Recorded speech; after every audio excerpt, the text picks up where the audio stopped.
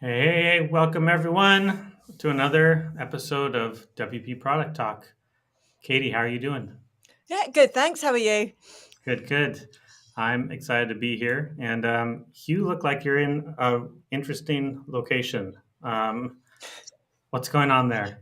I just went to the garden because I couldn't find a private place, share an office with my husband, and he was working, and my daughter's at home as well. So I thought I would just go outside, and then hopefully nobody will come. That's a And it's gorgeous just the right garden. weather at the moment in Mallorca. It's comfortable, but it's not crazy hot yet. So soon it will be too hot. Yeah, that's a gorgeous garden. You must spend a lot of time out there. Well, we just moved in February, and we're waiting for it to become swimming weather because we haven't even used the pool yet. Nice. That's awesome. Cool. Well, we could talk about Mallorca a lot more, but we're probably going to talk about some other things instead. We are talking today about navigating the Gutenberg landscape, building a profitable WordPress theme business in a changing market. You picked this subject, right? Yeah, well, it's a big topic, isn't it? It is. It's like a kind of existential change to the theme industry. And Yeah. because you and I are plugin people, I feel we've been a bit biased towards plugins when Yes. actually this is WP product talk, which Yeah. equally includes themes. And we should probably talk about other products at some point as well with the WordPress. You're But right. yeah, today it's the themes. You're right. You're right for sure. I'm just feeling like I'm going into the conversation with not a whole lot of ammo this time. I know what you mean, yeah. But we have an expert, don't we, to help us? Exactly. Good thing we have a really good guest with us today. So, introducing our guest right now. Hi, I'm Michelle Frechette, host of WP Coffee Talk, and I'm introducing today's WP Product Talk guest, Pavel Ciorici. Pavel is the founder of WPZoom, a WordPress theme shop that has amassed more than 100 free and premium WordPress themes, ranging from business to portfolio, blog, magazine, and WooCommerce, just to name a few. Their flagship theme is Inspiro, a theme that comes in many flavors and variants based on user needs and the complexity required. One of the things that I first loved about WordPress when I started 11 years ago is the versatility and flexibility that comes with a variety of themes that we have access to. And it's only gotten better ever since. And now here's Pavel. Enjoy the show. Hi everyone. Thanks Welcome. thanks for a really nice presentation. Hi Katie, hi Matt. Hi, thanks for coming. Thank you for Oh, inviting me. It's really an honor to be at absolutely. your podcast along with other WordPress creators. Absolutely. Thanks so much for being here. And yeah, that was Michelle Frechette who introduced. So a lot of people know her in the WordPress space. It's been fun getting some other podcast folks to do our introductions for us recently. So It's really a good idea. Yeah, but you'll find enough creators like video creators for every new invite. exactly. Yeah. If you're a video creator and you want to do an introduction, hit us up because I need more. So Free promotion. exactly. Nice. Well, Pavel, this subject I think is really important, as Katie was alluding to earlier.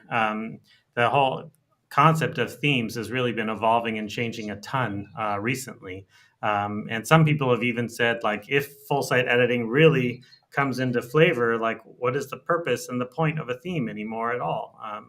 And so there's a lot of big questions with how Gutenberg is going and where it's heading.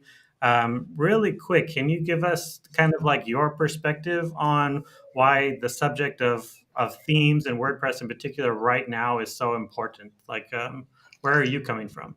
Okay, yeah, I guess Katie is in a good position, as she mentioned, but they don't have to. I don't know.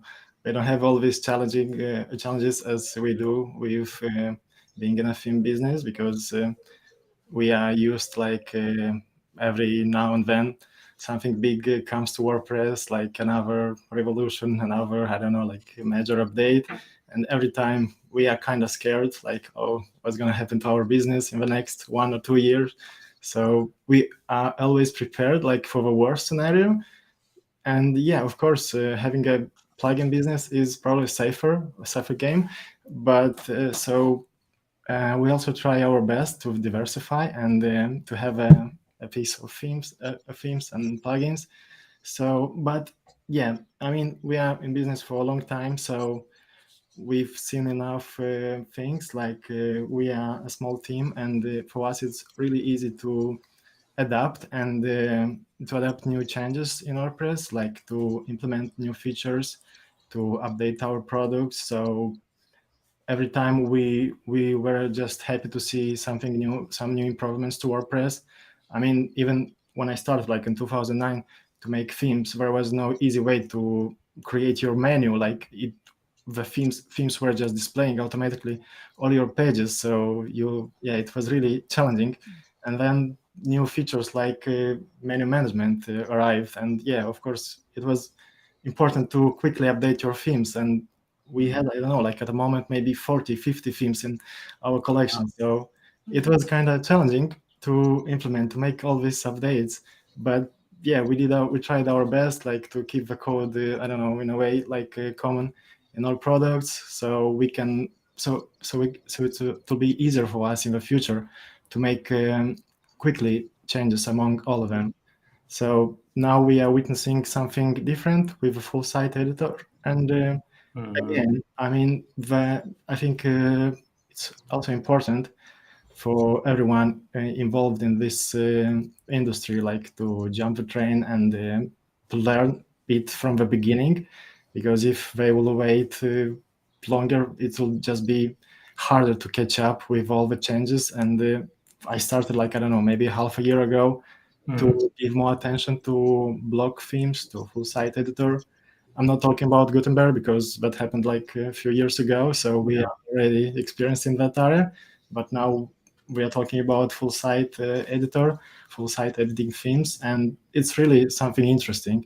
I feel, I don't know, like this sparkle comes back to WordPress, and I kind of am enthusiastic, like to try new things, to learn new things, to try new technologies. I mean, yeah, and both, I think, users and us developers, product owners can benefit.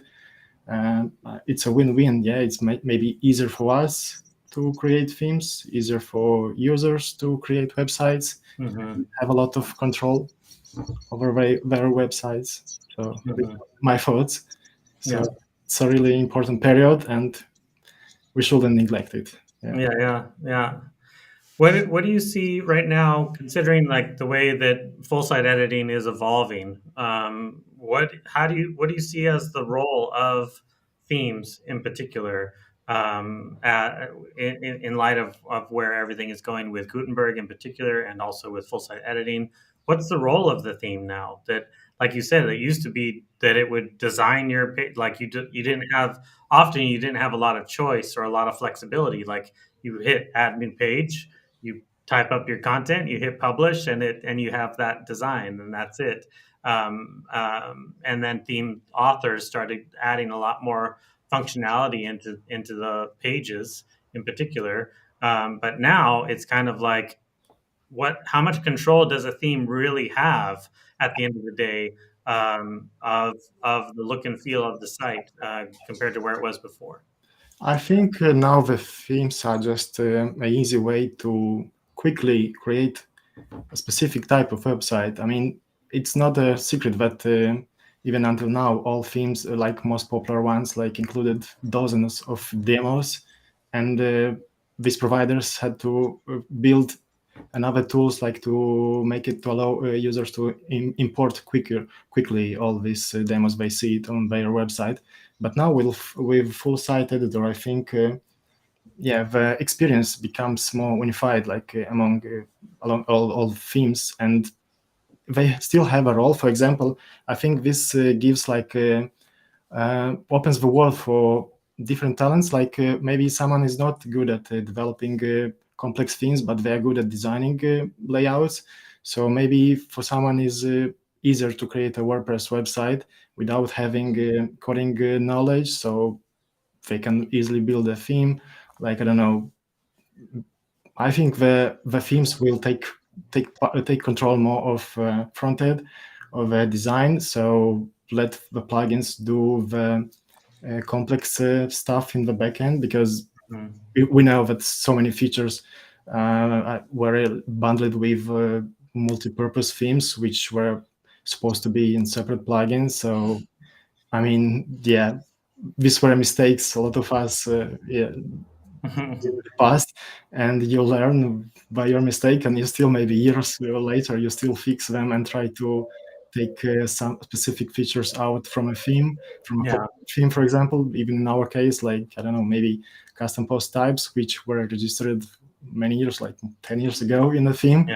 and you Yeah. have to take it out in a plugin. So I think it's a good way to split what's plugin territory and what's related to design. So maybe it's going to be easier, like, to switch from one theme to another without losing too much from functionality. Mm.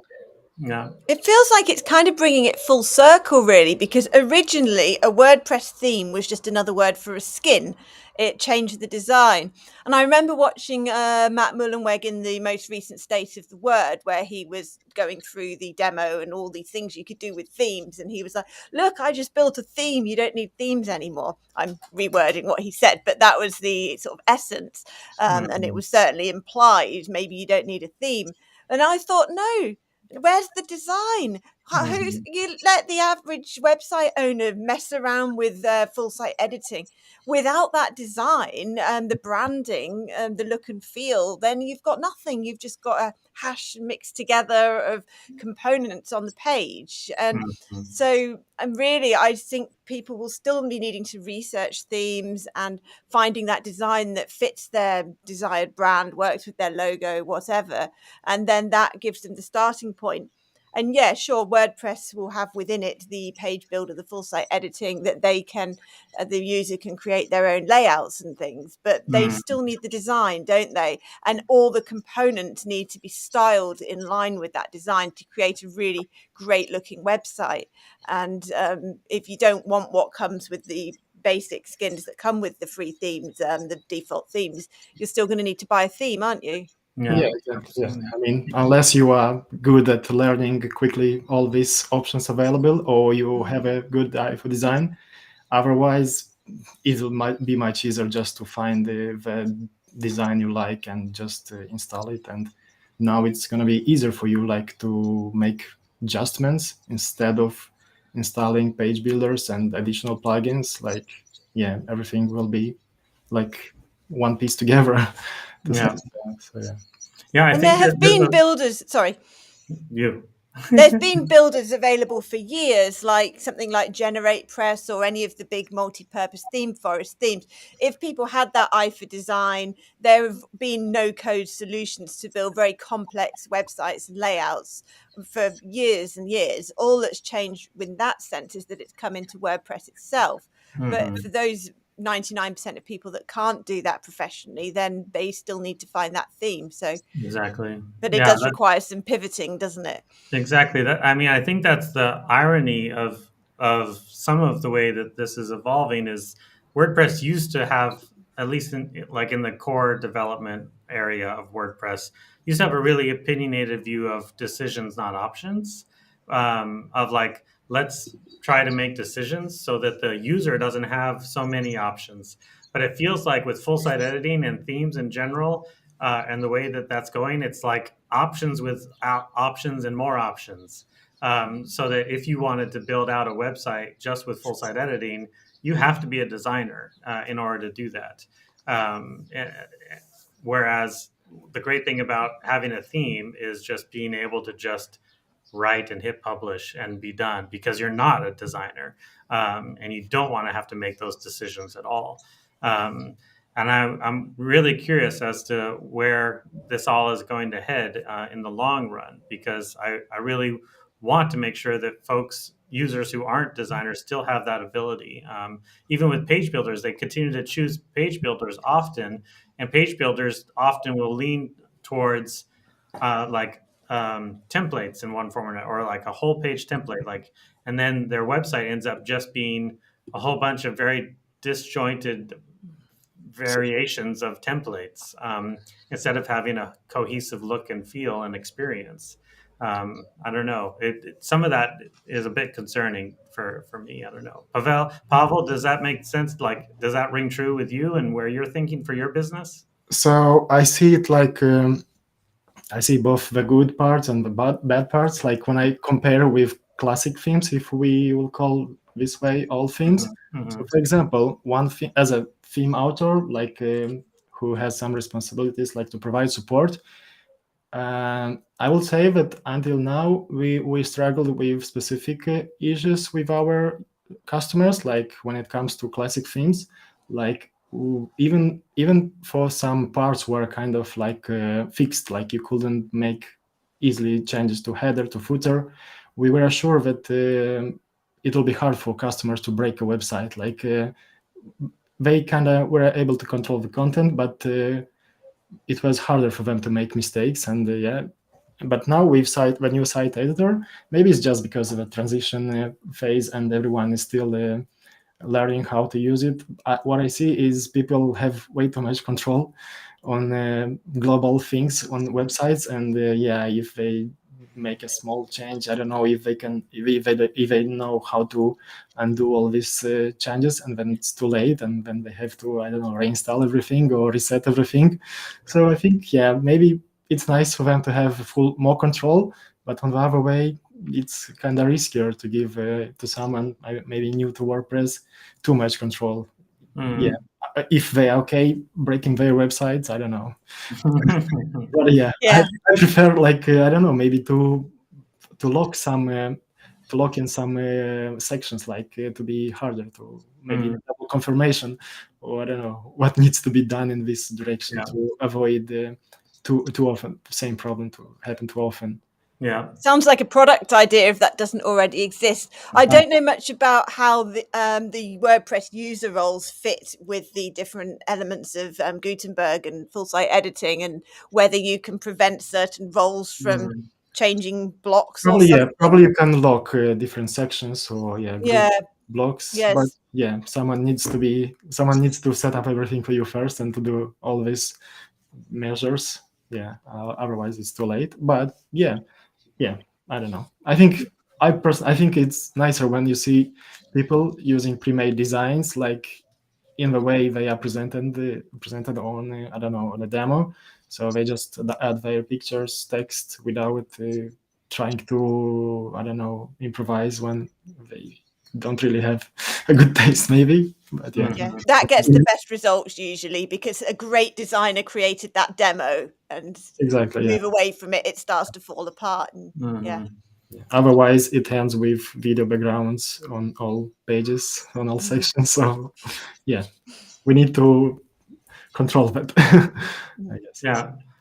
Pavel, tell me a little bit about like, is there a lot of opportunity right now for a theme shop in WordPress, or is it going to be more you have to choose between plugins or page builders? Like you are right in between there. You're like Well, focusing on themes where we see so many of the theme shops becoming plugins essentially, like Divi and like Elementor. They're like, let's not worry about the theme as much. Let's make the page builder thing.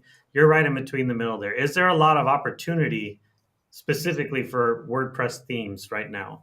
well, if I want to build something future-proof, I think everyone has now equal chances when it comes to building maybe new themes, because there are not so many good full site editing themes. So basically, everyone can start from zero and compete at the same level, because all these big players, I don't know, there are some very popular themes they are kind of avoiding for now. Everything about full site editor. So maybe it's a good opportunity to try to impress with some nice designs, like to fill some gaps maybe quickly, and I don't know, even uploading on WordPress.org in the repository a nice looking theme with a lot of features, templates could guarantee some good results.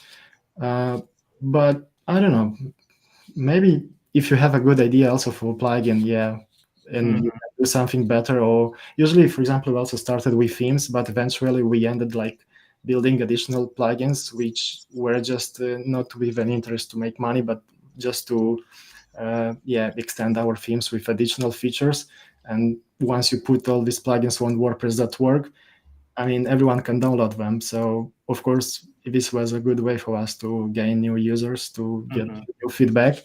And it was never intended like a backup, but now I look at our plugins from our collection, even the free ones, as a plan B, as a backup. I don't know, in case something goes not in the right direction with themes, we can always monetize them. I think if you can combine both of the worlds, it's nice. Maybe plugins you can maybe monetize more. I don't know, like there are like way too many more money involved when it comes to especially e-commerce plugins. No better. Well, let's jump into a little bit of our personal experiences with this subject. I can say from my perspective, my partner Devin and I, in the very beginning, before we even built Give, we did consider jumping into themes a little bit, because that was where he and I both had a lot of experience in terms of building out websites, with building our own custom themes according to a specific design and spec. And we were like, we know how to code these things. We know how to build them. We know how to design them. Let's start spinning out themes. And we quickly decided that it wasn't going to be what we wanted to do.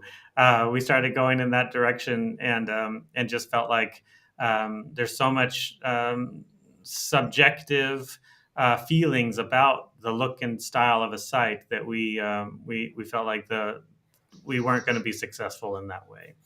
And so we didn't go down the way of themes, and instead we did products.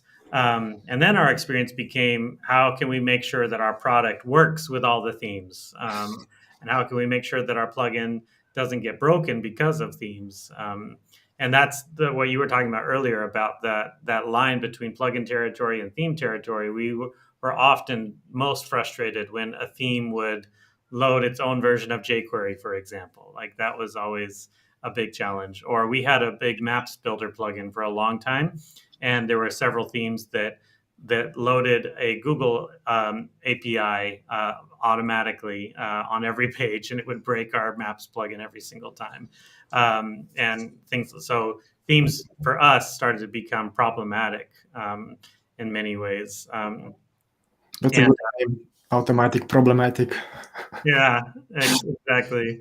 But as of recent, my most recent experience in terms of the business of themes is with working a lot closer with Ben Rittner and Kathy Zant at Cadence WP, and seeing their approach, which was really interesting and a big eye opener for me, because of how I hadn't been in touch in the theme space in such a long time, and seeing how everything has evolved, and to the point where now Cadence is, like you said, they're kind of trying to do both. They're trying to be plugin and theme oriented, and their focus tends to be to try to have Cadence used to leverage Gutenberg as much as possible. They're also compatible with Elementor, of course.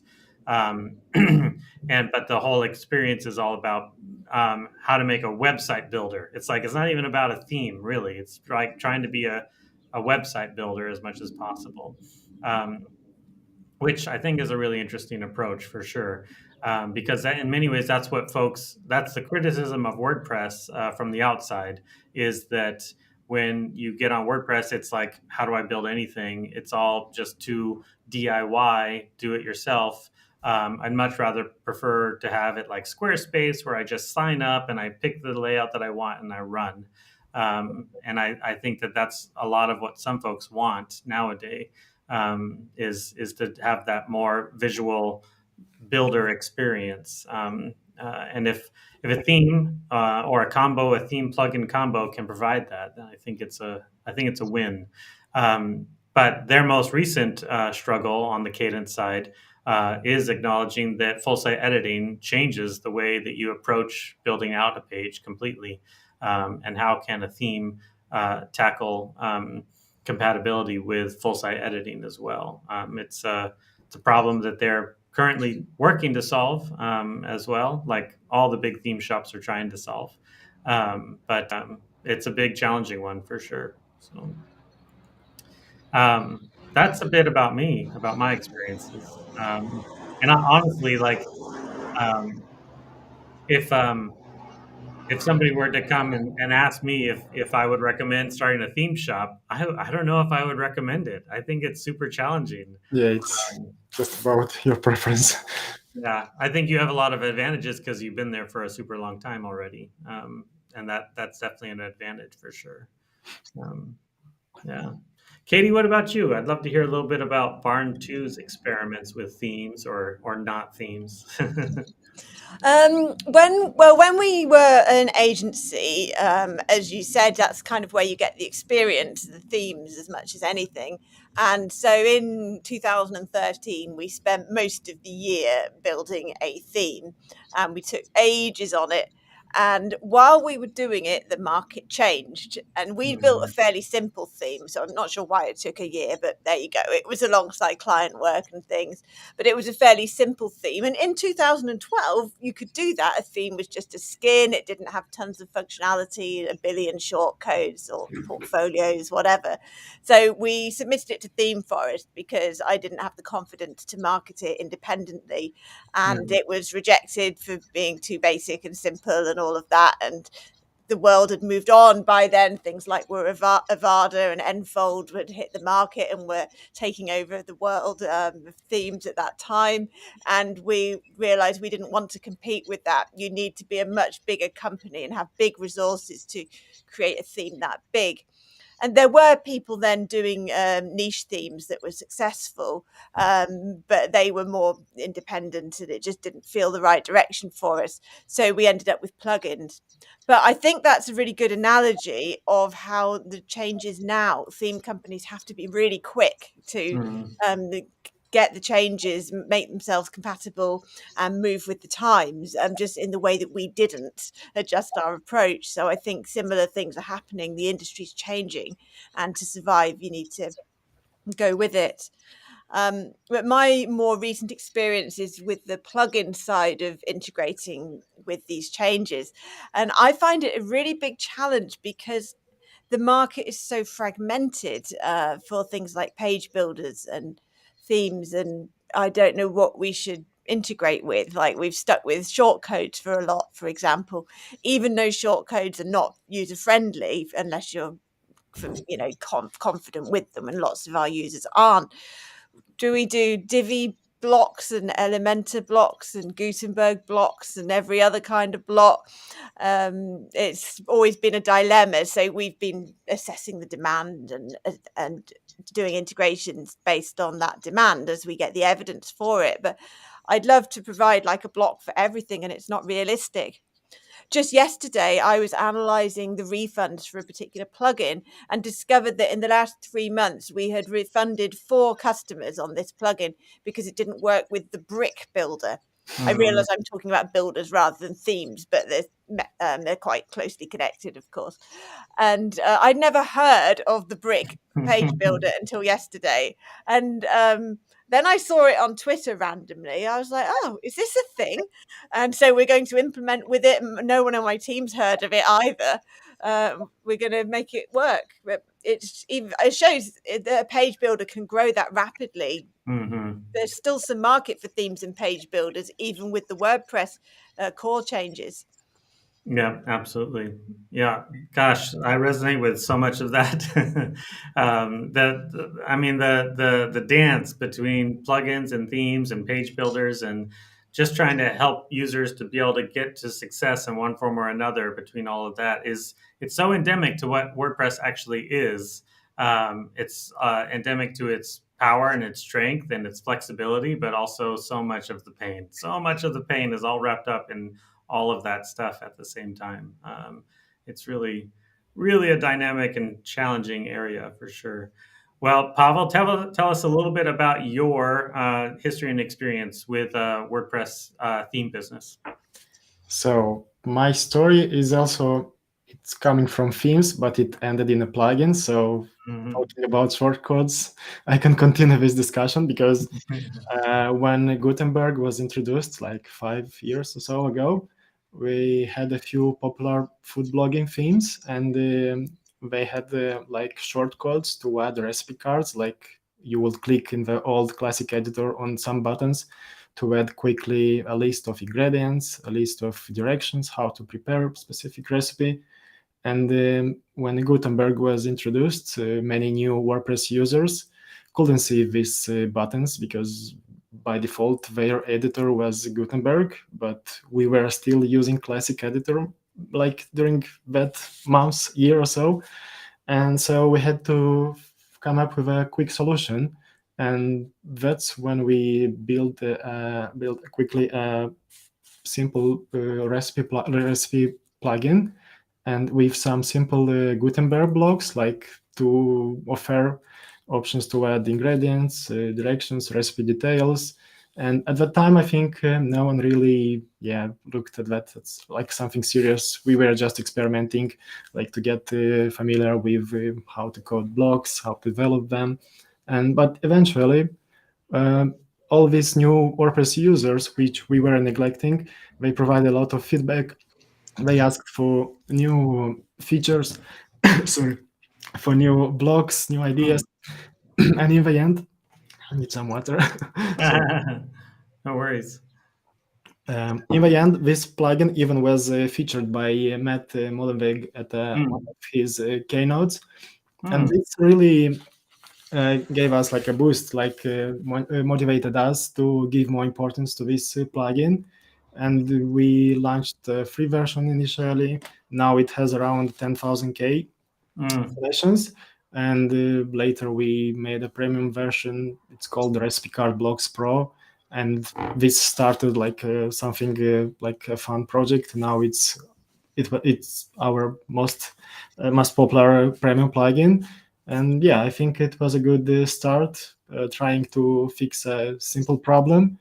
Eventually resulted in something more complex, and now it's one of the most popular WordPress recipe plugins, and we are really proud of that. Because we were never like thinking, oh, we will build something for Gutenberg. I mean, we are in a different industry. We'll focus on themes because they work really well. But yeah, we try to satisfy our customers, and in the end, we have a new product. Yeah, nice. That fits really well with what we were discussing on last week's episode about coming up with ideas for new products, where Adi Spiak and I both agreed you don't need to come up with a new idea. You just need to listen, go with the flow, and implement feedback. And that often does lead to new product ideas. So that's a really good example of that. Yeah, absolutely. Nice. I in the comments I added this little old callback. I forgot about this too. This was an old blog post I wrote back when I was freelancing. That says and this reminds me of how I used to write too. It's so long time ago. It's like 8 years old. This article, but the death of niche themes. I was calling for the death of niche themes because like at that time everything on ThemeForest was like. Car theme, and then everything was just stock images. They were really like the same theme over and over again. Car theme with like you have to install this car sells plugin, and you have to. It was always just stock imagery with certain recommended plugins, but it was basically the same theme over and over and over again. And I was like, these are not actually niche themes. These are just like standard layouts with stock photography. Why are we doing this? I don't understand.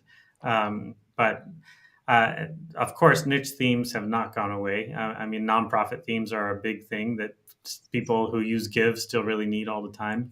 But it's things have changed a bit. I do see a ton more actual functionality and actual focus. Like podcasting themes are actually a big deal. Anything that's compatible with being able to show media super well or have special kinds of layouts with galleries and blocks and whatnot. I think it's also really interesting. Let's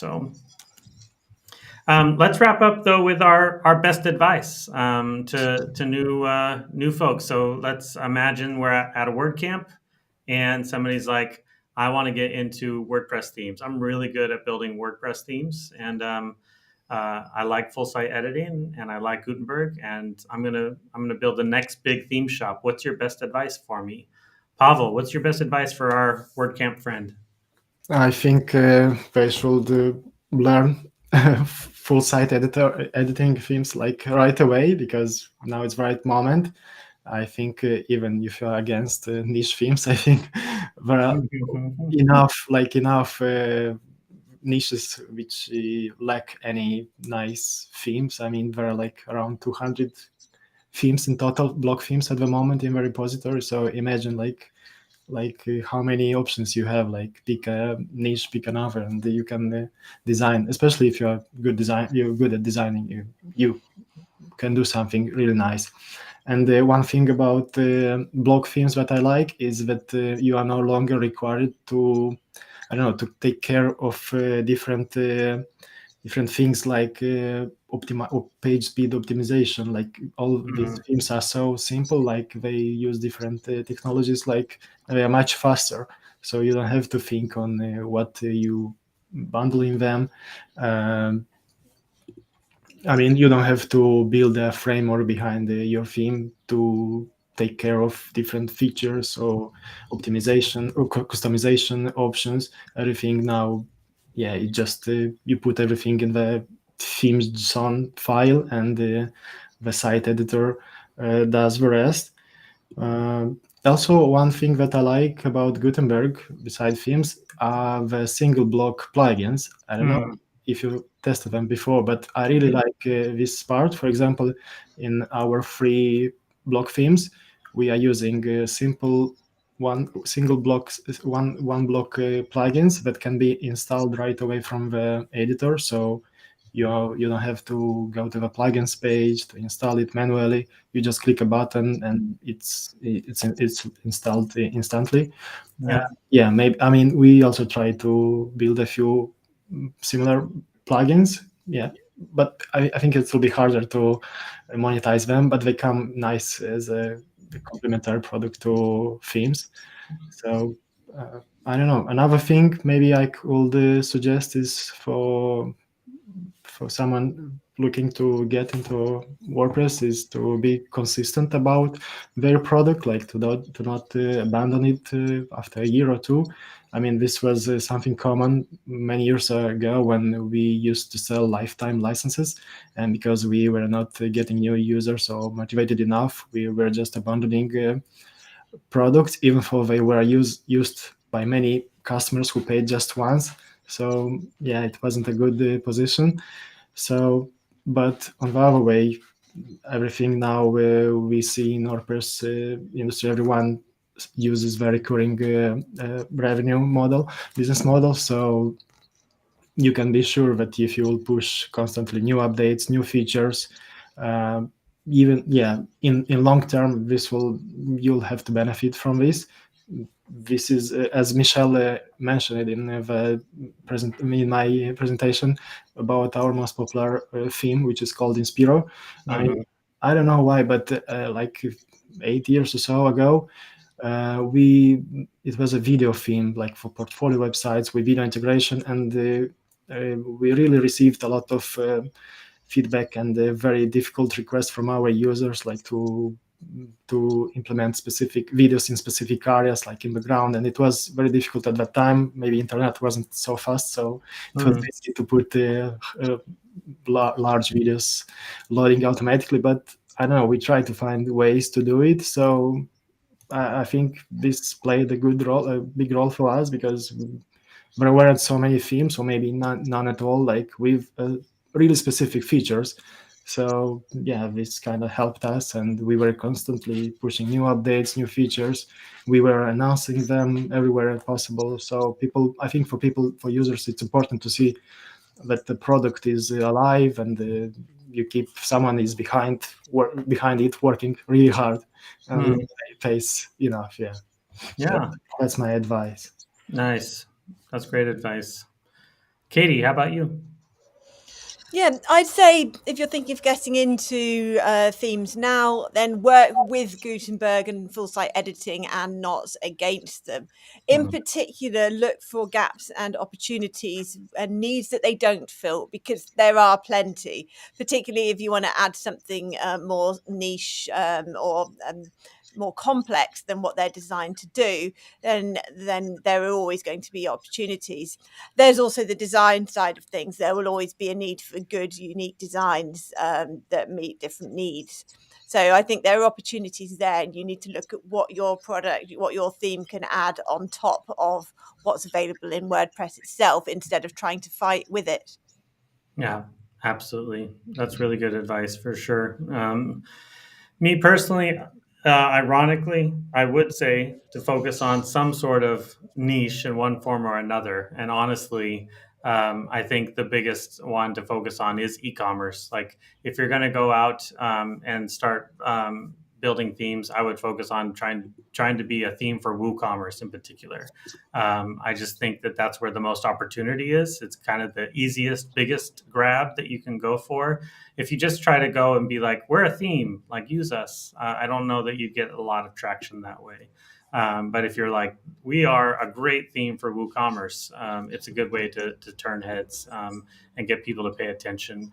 And there's a built-in audience there automatically. I think the other thing I would really emphasize strongly is the user experience on the admin side. I think not enough themes actually cater to the admin experience. They really try to make everything look really great on the front end, but how people actually interact with your theme, even if it's like via the customizer, which is still available for a lot of folks, or if it's in full site editing screen, or if it's a settings screen, or if it's in the page editor or the post editor, all of that is fresh area for your theme to be able to shine and make the website building experience nicer, and let your users get to success quicker. That's kind of my two big things. Like really focus on probably e-commerce as your niche, and really focus on user experience as much as you can. Nice. Well, this was a really interesting conversation, Pavel. I'm really glad you were here to share your expertise with us. Thank you so much. Thank you also for inviting me. Yeah. Katie, are we lined up for next week already? We are. Yep. Next week, the topic is customer onboarding, how to turn first-time buyers into loyal customers, which is super important because once you get the sale, you need to keep it. And we've got a great guest again, Mark Zara from Spotlight Instagram feeds, WP RSS Aggravator, and also the WP Mayor blogs and news site. So he's going to come and talk to us about that. Matt, I know you're particularly strong in this area as well with the onboarding side of things at Give. So it should be a really good one. Yeah, I'm looking forward to it for sure. Thanks, everybody. Do us a favor and share the video around. Hit the like button, hit the subscribe button. It helps us for sure. And we'll see everybody next week on WP Product Talk. Thanks a bunch. Bye-bye.